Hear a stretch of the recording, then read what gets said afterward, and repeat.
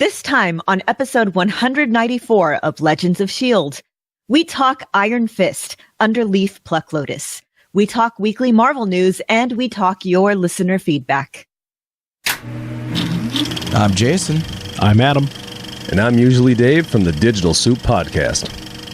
A proud member of the Gonna Geek Network, just like the show you're listening to now.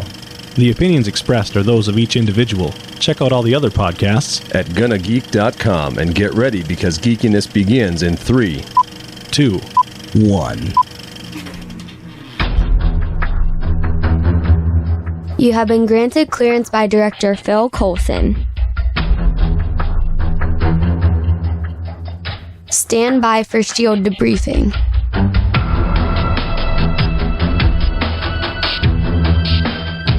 All information to be discussed here is classified and may only be discussed among agents granted clearance by the S.H.I.E.L.D. Director.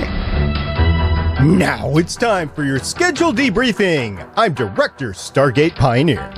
I'm Agent Lauren. And I'm Consultant Michelle. Welcome to Legends of S.H.I.E.L.D., a Marvel Comic Universe fan show. The show is recorded on Thursday, August 17th, 2017, one day before the Defenders come out.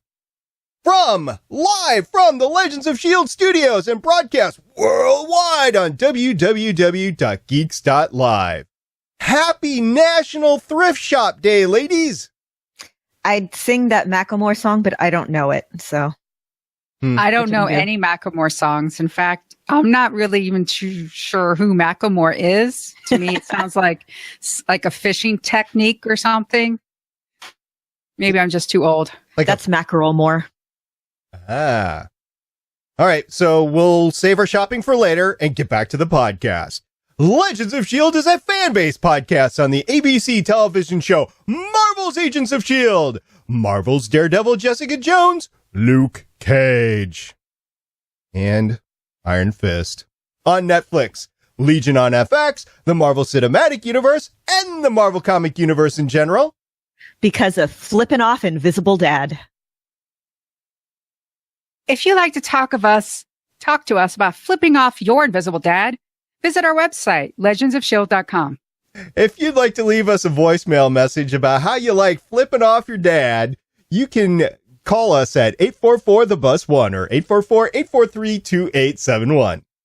If you'd like to talk to me and Haley and Michelle, but not necessarily SP, about how we may have gotten you in trouble for flipping off your dad, you can find us on Facebook at Legends of S.H.I.E.L.D. Podcast. You could actually share your experiences of flipping off your dad with SP on Twitter, and you could also tweet us at Legends of S.H.I.E.L.D. If you'd like to leave a comment about flipping off your invisible dad, you can do it at youtube.com/GonnaGeek.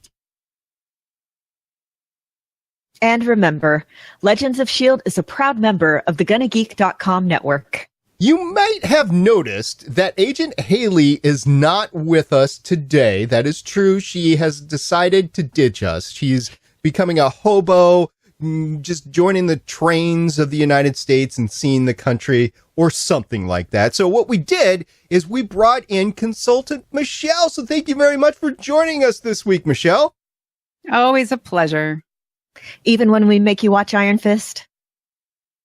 Even when you make me watch Iron Fist. Oh, that's a tough one to stomach. But tell you what, why don't we have you back next time so you could talk the Legion finale with us? That would be amazing. I would make up for this. All right. But I love you guys. I'd come by, even if you wanted me to talk more Iron Fist in the future. There might very well be cause to do that. In the meantime, let's get on and talk some Iron Fist.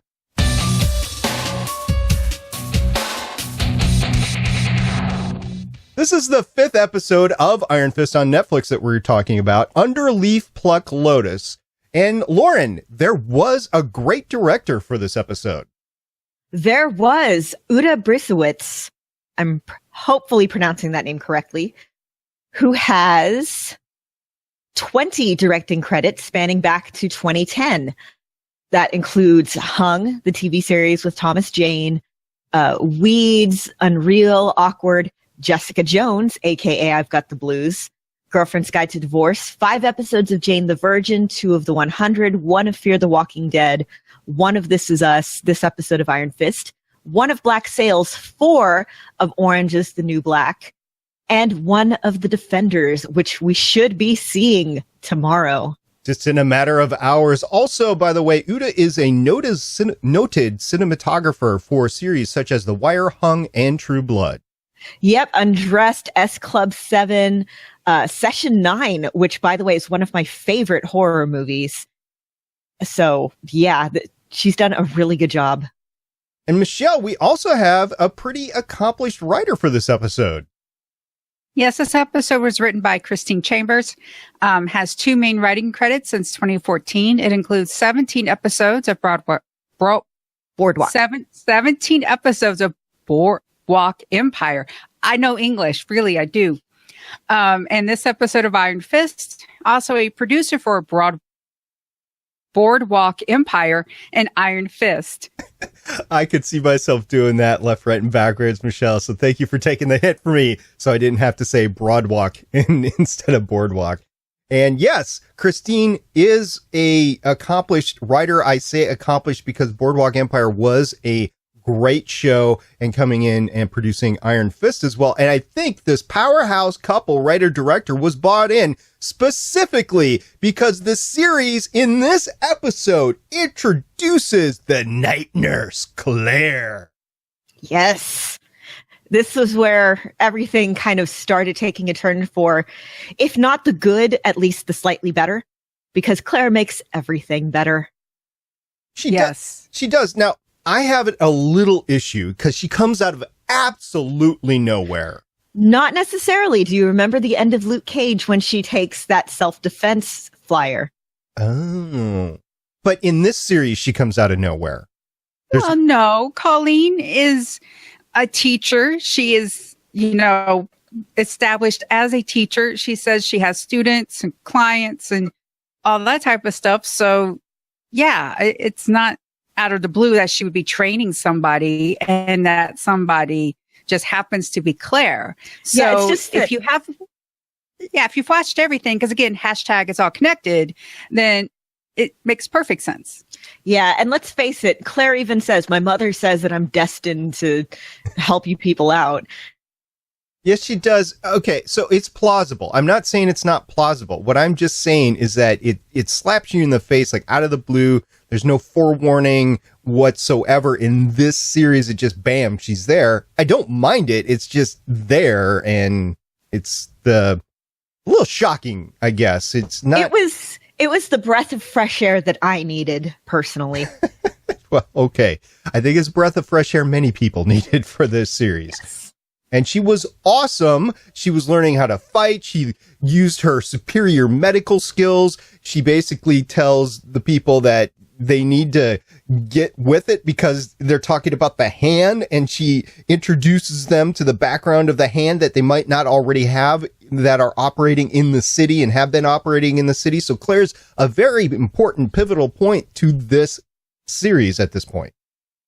Yeah, again, she's the one with the common sense, and we're going to get in this when we talk about the next, when we kind of, okay, let's slide into the next topic from Claire. Claire's hanging around and, in my opinion, enjoying the awkward when Danny runs in and completely inappropriately is like, hey, I'm here. And Colleen's like, I'm teaching a class. And Danny's like, I ordered takeout. And then a bunch of waiters with fancy food come in, set a table. There's flowers and candles. That is not takeout, y'all. Takeout is like, hey, I brought like a couple of burgers or a couple cartons of Chinese food. And then Danny proceeds to just be supremely awkward and creepy. And Claire seems to be really enjoying the awkward, in my opinion. I think it's nice that she has her girls back because she knows Colleen's like taken aback and she knows how to read. And it's like, this guy could be creepy. I got to be here for my girl. So I'm going to invite myself to dinner. So that way it takes off some of the pressure and I can be a little awkward and I can handle this for her. Yeah. The whole, Colleen's like, please stay. This isn't a date. Please stay, to Colleen. I mean, to Claire. And Claire's just like, I'm going to sit myself down. I'm going to eat. I'm going to start poking at Danny because Danny does that whole praying to Buddha thing over the food, which again, I don't know if that's a thing. I don't know enough about Buddhism, but I was watching this with a friend this morning, and at that point, she told me, pause this. And I paused, and she turns to me and she said, this guy seems like that high schooler who read one book on Buddhism and is now spouting out stuff about how cool and enlightened he is compared to everyone else. It's a little bit awkward, yes. And here's another thing here. Claire, I don't know if she has Netflix. I don't know if she has TV. I don't know what her entertainment is. I mean, she's a pretty busy gal. She's dealing with all these superhero issues in the Marvel New York universe right now. So I think she's taking this moment as entertainment. She does seem to be supremely entertained by this weirdo guy running in and bothering her friend. Indeed. And she leaves and things are still a little bit awkward, but I think she feels that things are at least under control and that she can leave. And I love when she's like, Danny's like, oh yeah, take anything you want. And Claire just starts grabbing food boxes. At that moment, I'm like, I am Claire. So I don't know if you're familiar with the, start stuffing breadsticks in my purse meme that was really popular last year, but that was the first thing I thought of. It's like the date starts going badly and you just start grabbing breadsticks, stuffing them in your purse so you can have them when you leave, so it's not a total loss. Or you put some Ziploc bags in your very big purse and you go to like a buffet and you get like fried chicken and all of a sudden a couple of the pieces, they just fall into your Ziploc bag. And, along with that with some couple of biscuits and, hey. Yeah. Okay, here's a minor question. I don't remember what happened here, but doesn't Claire's mom own a restaurant? Yeah. That doesn't mean she can't, if it's good quality food, I mean, why waste it? Fair enough.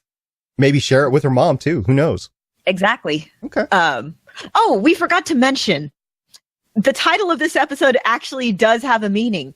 According to Shaolin.org, this is actually, under Leaf Pluck Lotus is actually a Chi-Na move, which is like a,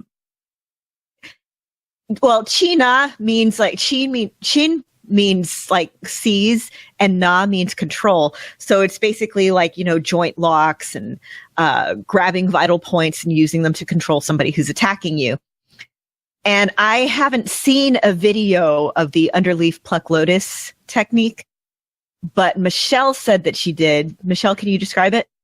Okay. In the one video that I did find, and it labeled itself this move. So am I an expert? No. I am just going to trust it. And it looked like it was like block arm, grab the junk. Which is fitting given the name. Yeah. So, and I guess it does connect to this because Danny is trying to stop the hand's heroin shipment. So I guess he is trying to like grab the junk of the hand by stopping their heroin enterprise. Junk is also a street name for heroin, or used to be in the 90s. I was just going to say he was nut grabbing the hand, but I mean, that's a lot more eloquent and thought out. Okay, as I cross my legs for the rest of the episode, we're just going to move on into some boring company stuff. Yes, some corporate boardroom stuff. That is what this episode has in it. And yeah, it was kind of a snoozer. I had to fight staying awake during some parts of this episode. Yeah, we get a lady crying because Rand Industries plant gave her son cancer, but she has like no legal standing to sue them. And then her and her lawyer.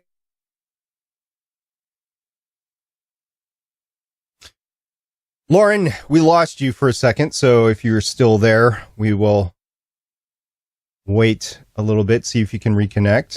And hello? Yeah, Lauren, we lost you from the beginning of your explanation. Okay. I'll start again. So some lady's crying because Rand Industries plant is like gave her son cancer, but she has no legal leg to stand on to sue.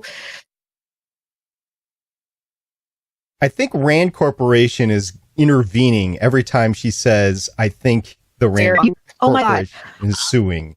So, oh my God, my internet physically does not want me to talk about this. No, I think it's the Rand Corporation. Every time you said they're going to sue, it cuts out. So maybe the internet is like, this is corporate, boring, the internet is like, this is so boring, I'm going to die. Yeah. So, why don't you start one more time? We're not guilty. Yeah.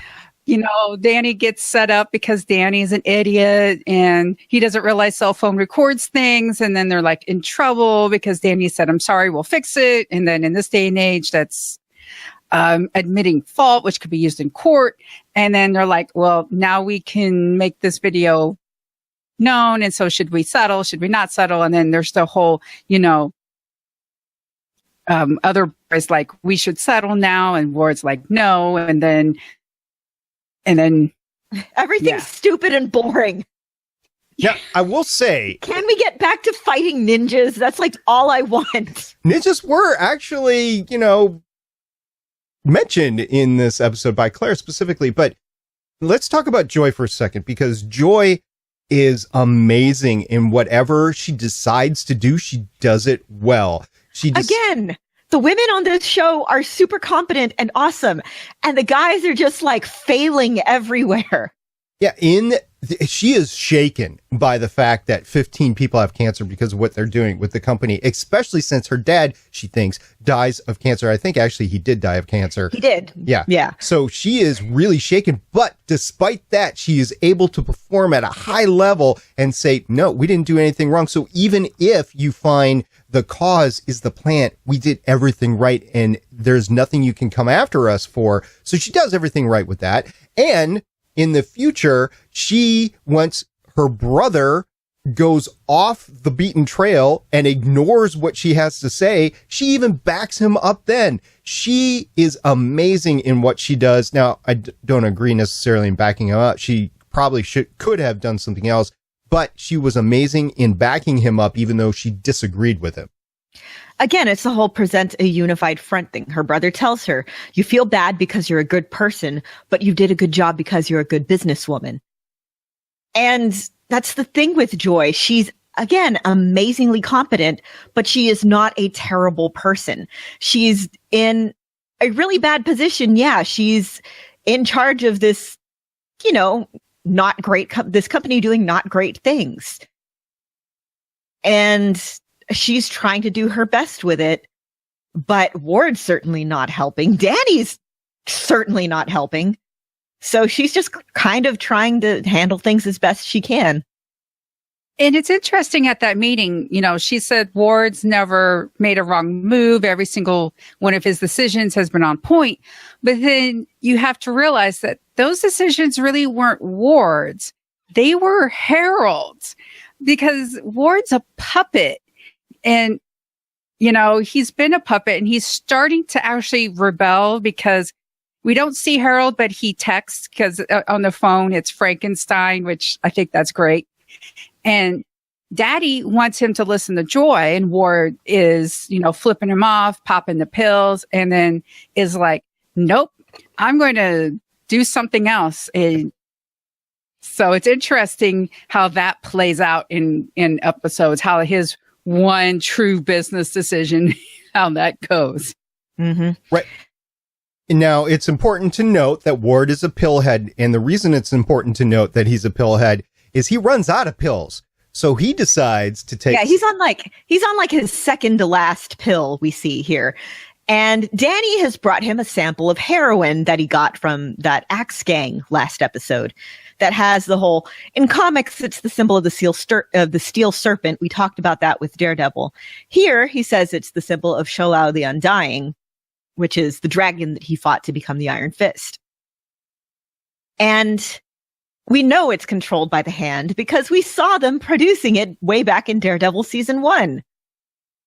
And the amazing thing about this version of synthetic heroin is it's not, you can't build a tolerance to it. So every time is like your first time. And that is the amazing addictive quality of heroin. So they've got something that's just going to take this whole city, the state, the country, and turn it upside down in a new drug. So the hand are positioning for some great, amazing things. And Danny knows that something has to be done. So that is why he has the creepy dinner with Colleen, because he needs some backup. And yes, it turns out he does, in fact, need backup because, well, he gets trapped in a trailer. He gets his idiot self locked in a trailer because he can't just stay and watch like he had planned. He's like, oh, it's not showing what I want it to do. I'm going to go climb inside the trailer, which then gets locked and driven off.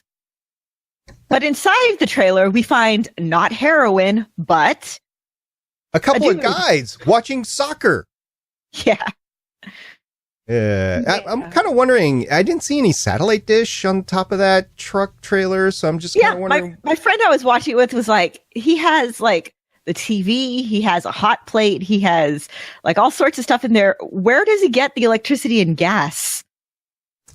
Well, the electricity is probably via a generator attached like on the front. Like you see those refrigeration trucks, so I can see that. But where's the signal coming for the TV? Yeah, I mean, I don't know if you ever tried to use a cell phone in a mostly metal space, but you can't get signal. And satellites are pretty much just as finicky. I mean, do you remember, trying to use satellite TV when any hint of weather comes in? I mean, it's a little better now, but still. Maybe it was a DVD. Oh, good point. It could have been a pre-recorded game. It could have been, but I don't know. It kind of felt like it was live to me. I like how we're discussing this and not discussing the really awful fight that happens. Oh God. Again, the fight. Oh, what can I say about the fights that I haven't already said? It's just, again, my friend I was watching it with, not nearly as big of a martial arts person as me. And she's like, this looks terrible. Yeah, it was shaky. The angles were weird. I saw more of their like elbows and shoulders than their faces, and it a lot longer than I thought it would, because during dinner you learned that Danny was training for martial arts since he went into the monasteries, and so that would be like since he's 10, and it's been 15 years. So you would think, even though he can't conjure up the iron fist, you would think he could have taken care of this guy a lot quicker than he did. Yeah, and again, it's just so slow. Like, it's a little faster than when you're practicing a move. Oh, why didn't they just hire an actor who also knows martial arts? There are plenty who do martial arts in their spare time. There are, like with the choreographers for Arrow and for Daredevil even, I mean, there's people that can act and do martial arts or fight scenes or movements. You were talking a couple episodes about actually memorizing moves, and that's all you really need to do to get beyond the half-second cut scenes that have to be done in order to make these fights contiguous, because it's just ridiculous trying to watch one of these things. It's almost as bad as a Michael Bay flick. Yeah, there's an actor who shows up in, I guess, the next episode or two, Louis Tan, and he actually auditioned for the role until they decided they want a white guy. And this guy, he is amazing. He's a good actor in his own right, and he is a fantastic martial artist as well. Lexi Alexander, who's a director I really like, she did Punisher Warzone. She's done a lot of TV lately. She works out at the same gym as him. So she's posted videos of working out with him, and yeah, the guy can move. I know what episode you're talking about. Oh my God, it's so good. Oh my, seriously. It's like, and I'm following this guy on Twitter. Even when they're showing each other in the dojo how they can work with the weapons, even that was cut. That shouldn't have been cutscenes. That should have been you're screwing around with whatever weapon it is, and that's it. The camera should be on you the entire time, and it's not leading me to believe that they had to do it that way because they were screwing up with the weapons so much. And with Danny, it was every like quarter second. With Colleen, it was longer, but still, it just wasn't done very well. Here's the thing. I think with Danny it was awful, and I bet you she rocked it. But here's the thing. In the editing room, you have to remember they have to make the hero look like the hero. So I bet I would bet money, and I don't have much, that they had to cut a lot of her awesomeness out to make him look somewhat decent. Because we know she can handle a weapon. She used a whip on Game of Thrones, which is notoriously hard to use well. Sword, much easier by comparison.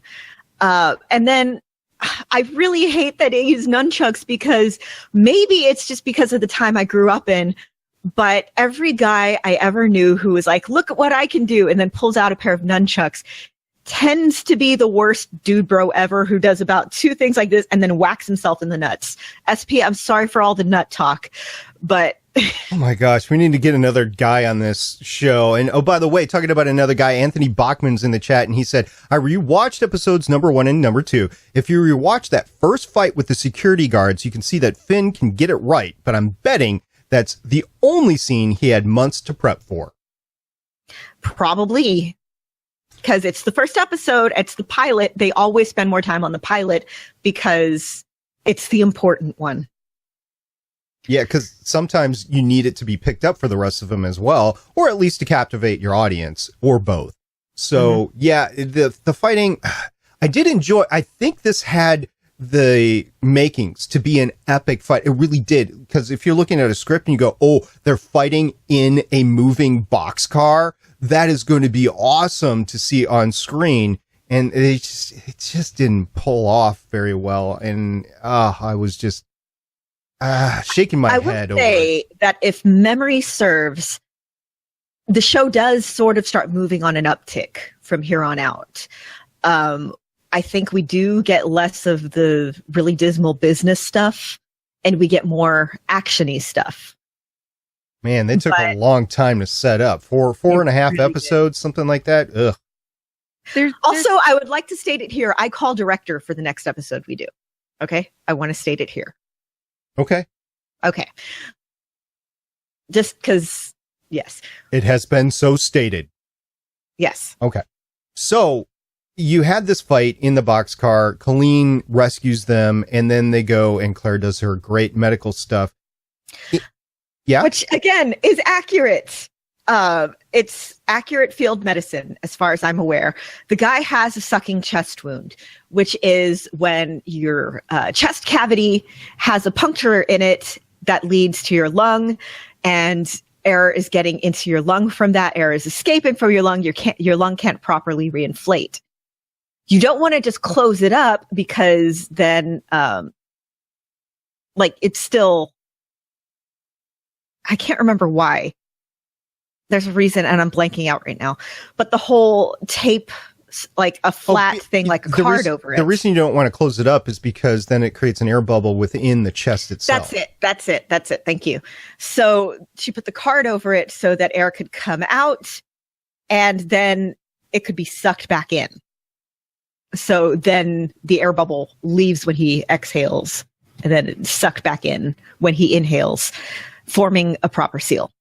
That's right. Until you can get into a medical surgical situation where you can actually close up the lung on the inside. So you got to open up the chest to get to that, or at least do it arthroscopically or whatever with the little laser that goes in there. And anyway, this has been your medical moment of the episode, brought to you by Lab Rat Lauren. All right, so we didn't get to see Harold on the scene, although we got a couple of phone calls that were ignored and texts, right, Michelle? Right. This is when, Ward gets that message and he just decides not gonna do it, ignoring Daddy, start to rebel. And it worked so well for him. Yep. Yeah, and he takes the heroin and then almost spills the entire beans to Joy. I think he gave her enough that she's questioning everything right now. And I think we'll see that perpetrate in the next episodes. I have not seen further than this episode. So there's 13 total episodes. This is episode 5. There's 8 episodes I have not seen. 8 hours of Iron Fist that I am going to have to watch before I watch Defenders. Now, offline, a lot of people were asking in the last couple of days, do I have to watch all of Iron Fist before I watch the Defenders? And there were some interesting answers to that. No, there was fast forward until you get to the scenes with Claire and Colleen. There was also, whenever you see the fist glow, you probably should stop and take a look at that. So, yeah, I think that the general consensus is no, but there are some cool moments in the series. I think that... Honestly, I think it was the operator said last 3 episodes are really all you probably need. And I tend to agree. But what we're doing here with, the going through it is a nice refresher for me, and talking to other people, helping me process it, helping me process my feelings. That's nice. So we're all about the feelings on Legends of S.H.I.E.L.D. Yes, we are. We're all about the feelings. Also, you know what I'm feeling pretty good about? What's that? Madame Gao. Oh, we actually get to see her. It's so cool. Yes, we get to see her, and we find out what's in that cane of hers. I don't remember if we found out in Daredevil. No, this is the first time I really... Oh, God, whenever she's on the screen, you need to pay attention to that. Claire and her. Who cares about Danny? The next episode, I have to admit, the next episode of Iron Fist is kind of interesting because she's involved now, because she knows what Danny is just by looking at that, and she has that sword. And it's like, first off, kneel before Gao, and then considering it's. I think part of her knows that, yes, there's no way this guy could have won, but he also disappointed. And so I have to make sure that he pays. And she does a very quick death, which is very respectful. Yes. It could have been a lot worse. I love that they didn't have her doing something dramatic with it. It's just because sword canes, I don't know if you've ever seen one in person, or any of the listeners have, but they are, since they're meant to be used in a sword and as like a weapon of last resort, they are very thin and they are very sharp, and you're meant to poke people with them. So when I first saw it, I was like, oh, if they have her slice off his head, I'm going to throw a fit. And instead they have her stab him.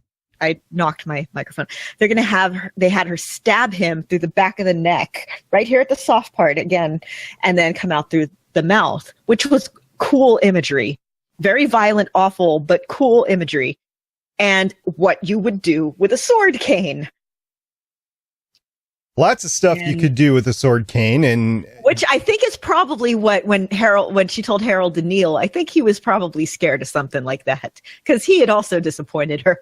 Yeah, and I pointed out, though, that he obeyed her no matter what, and he knew that this could be the end, but she allowed him to win. And then I said it was surprising that she allowed him to go and kill the guy that had hit Joy. That is a little bit out of character, I would think, for her because of stuff like this, but she allowed it to happen, so okay. Well, we learned a little bit more about how Madame Gao operates. So when you learn a little bit more about how she operates, then that moment will make sense. Yes. So look forward to learning more about Madame Gao. Yay. That is one thing to look forward to in this series. Okay, more Madame Gao. I seem to remember before we got into it, you ladies were saying, okay, so there's Madame Gao, there's Colleen, there's Claire, and yeah, that's all you need to know. So, okay. Yeah. Enjoy. I think you guys said enjoy. Joy's pretty good. Jerry, always fun whenever she shows up, which hasn't been for several episodes now, but we still like her. It's like this series should have been called Iron Fist. All the women are awesome. Our hero is lame. It has been seriously, so dumb. Again, all of the guys on this show, and it's like, come on. All of the women on this show are amazing. And I understand, you want to have the amazing women characters because Marvel has awesome women characters. But you don't want to do that at the expense of your male characters. The reason that characters are amazing is because they're amazing in their own right. This is that whole thing of making somebody seem like the smartest person in the room by making everybody else in the room basically one brain cell above an amoeba in terms of intelligence. Like, you don't have to, like, come on, guys, you could have done a better job writing these dudes. Like, yeah, once again, I don't fault the specific director and writer for this episode. I actually think they did pretty good for the material that they had. But yeah, it's hard to move forward. And again, Scott Buck, the showrunner, executive producer, will not be involved in season 2. So that might be a leg up that Iron Fist season 2 has. So Michelle, we don't have Haley with us, but we do have you, and you said that you had a quote that you wanted to tell us. Yeah, sometimes, the writers get it right and they have a gem. And this is actually one of my favorite quotes from the whole series. And it's said, of course, by Claire, when she says, "I'm still getting used to bringing the hurt instead of fixing it." I love Claire. Yeah, the entire Claire interaction in this episode was fantastic. I can't wait for more, which in fact will be not next week, but in 2 weeks from today, we'll go over Iron Fist Season 1, Episode 6, Immoral Emerges from Cave. And that is because I will not be available to record next week. So we're just going to skip that. And I can't do the director then, I think. Yeah. Well, you can pre-record it. We can talk about that.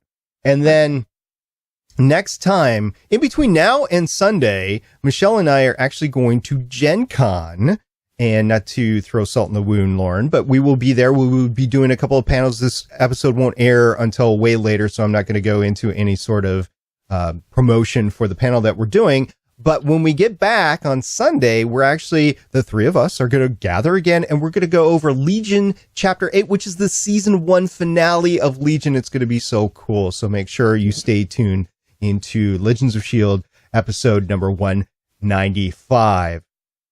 So Legends of S.H.I.E.L.D. can be found at GonnaGeek.com, just like Tyrion's Landing, which is the network podcast on Game of Thrones. And lately, they released episode number 124 on Eastwatch, which is Justin Robert Young joins Jeannie, Rachel, and Nikki in discussing the developments in Eastwatch. Yes, that's right. Justin Robert Young of Diamond Club. So go check that episode out. That's Tyrion's Landing, episode number 124. Ladies, are you ready to get into some news? Ready? Yep.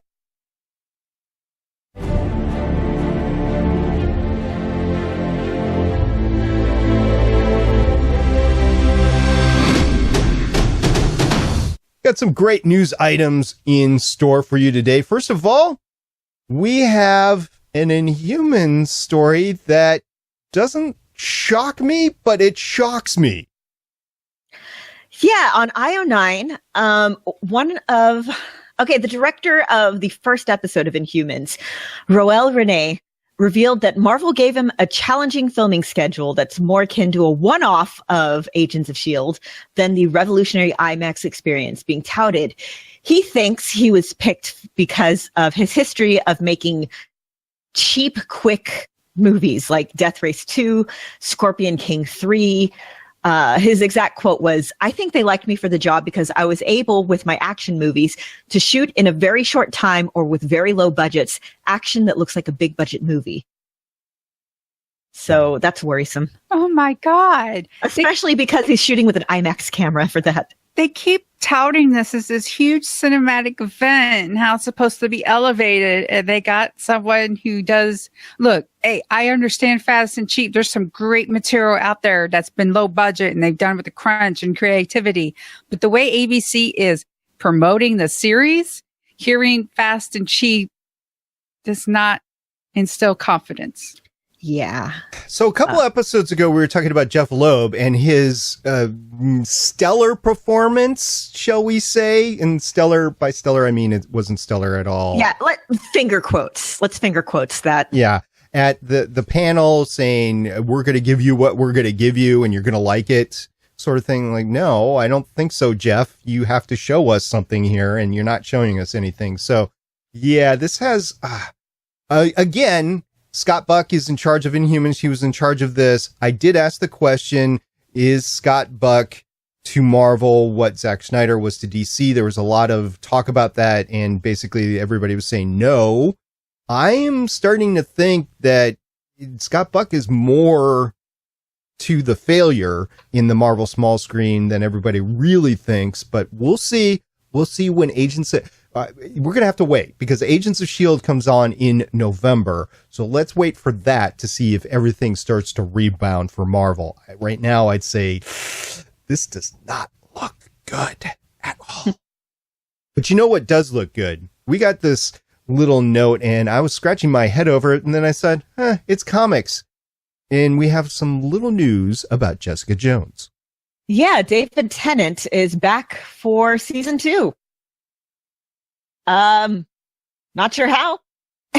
And flashback, or maybe it's some sort of residual, like, because he's psychic, and maybe there's just like some sort of residual, like flashes or something, and he's like some sort of like personification, and she sees him, and he's like, Jessica, you don't know what you're doing, or something, blah blah blah, but not like himself out. Like from the dead. Does that make any sense? I have no idea what they have in store, but I'm willing to wait and see, unlike other series that we just talked about. So Jessica Jones was a great series. We had Luke Cage was a good series. We had Daredevil was a good series. I'm okay with that. Now, if season 2 of Iron Fist starts to look or Inhumans, I'm like, okay, come on. We're done. We need to get greatness and move on with that. Otherwise, you're giving Marvel a bad name. And this is what happened to Marvel in the late 90s. We don't want that to happen again. Yeah. No, we do not. All right. So we have a little bit of news again with Thor Ragnarok. Yes, we do. There's a new trailer from Japan where there's actually a Doctor Strange cameo. And also, I found out that the title for this in Japanese is The Mighty Thor Battle Royale, which is kind of amazing. I always like the Japanese titles because of the anime background that we have with Japan. So it's always pretty cool. Like Voltron was Go Line at least in One Machination with the Japanese. So it's just always interesting to go back and forth to see what they call it over there. Now, the next film that's up for Marvel after Thor Ragnarok, which is in November, by the way, is Black Panther. And we had an interesting story with a man who is coming out, or maybe he still is, in the grieving period.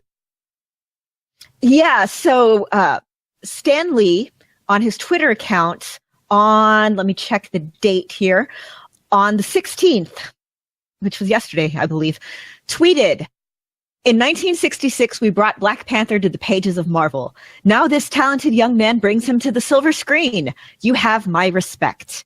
And it's a picture of the two of them. And yeah, it's one of those things that's just like awesome. It was awesome indeed. Michelle, did you see this picture? Yes. And that to see Stan Lee, I mean, I can only just imagine how he feels seeing all these movies come to life, and from, it was in his imagination, and just, to give a blessing. It's, it's like the Father on high coming down and go, "Yes, my child, you are worthy." Yeah. And this is the first time that I've seen Stan out after losing his wife, and he looks like he's having fun, which is good. I mean, you want him to have fun. So yeah, it was great. And it's very important, as you just mentioned, Michelle, that all these things are coming to life, and coming to life in such a great aspect as well. It's been amazing to watch ever since 2008. It really has. So on the other hand, we have a stunt community story to break here, which is not great. Yeah, earlier this week, there was a death on the set of Deadpool 2. A motorcycle rider, she's 40 years old. Her name was Joy S.J. Harris, was killed performing a stunt. And right now, there is a discussion in the stunt community. The Hollywood Reporter has a really, really good article about it because a lot of people are saying this was absolutely preventable. She was a very qualified motorcycle racer, but not an experienced stunt person. And she was one of the country's first and most successful Black female motorcycle riders. And she was given the job. It's everyone's understanding, or it's kind of what they're worrying, that she was given the job less because of her riding skills and stunt skills than because she looks like she's a skin match to Zazie Beetz, who plays Domino. The stunt community, there's a lot of problems finding women and women of color, especially in the stunt community, because it tends to be a lot of men, and the women in stunt communities have it a lot harder because women's costume tends to be very skimpy, so there's not as much room for padding and stuff like that. So it's kind of inherently more dangerous to be a woman in the stunt community. And through a third party, a member of the Deadpool 2 crew in Vancouver backs up the assertion that producers chose Harris largely for this reason, her resemblance to Zazie Beetz. So, yeah, it's one veteran stunt person familiar with the production claims Harris's death is especially disconcerting because another professional stunt woman was available. Melissa Stubbs, who was Margot Robbie's double for Suicide Squad, has a lot of experience riding motorcycles. But again, it's like you have the whole, do we find somebody who looks like this person? Do we find somebody who's qualified? There needs to be a lot more equality in the stunt community if they're going to be looking for people who look like they're actors. And the studio needs to be giving stunt workers the benefit of the doubt because they know what they're doing. So if the stunt community says, I don't feel safe working with this person, they should take that into account. There's, you hear stories about stunt actors and actresses who've died because production didn't listen. There's that really famous John Landis story about the Twilight Zone, where he didn't listen to the people who were coordinating a helicopter stunt, and 3 people died, 2 of which were children. And again, it's the stunt community who puts themselves